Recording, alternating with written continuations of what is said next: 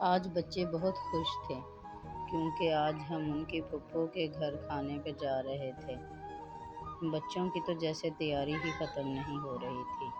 چلو جیسے کیسے تیار ہو کے تالا لگا کے گھر کو چل دیے۔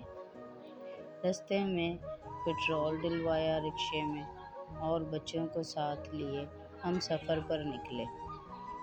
رستے میں بچوں نے کھیت وغیرہ دیکھے اور ہمارے پیارے نبی حضرت محمد صلی اللہ علیہ وآلہ وسلم نے فرمایا، ان عورتوں کے لیے جو اللہ اور اس کے رسول پر ایمان رکھتی ہیں، ان کے لیے جائز نہیں کہ ایک دن رات کا سفر وہ بغیر کسی محرم کے کریں۔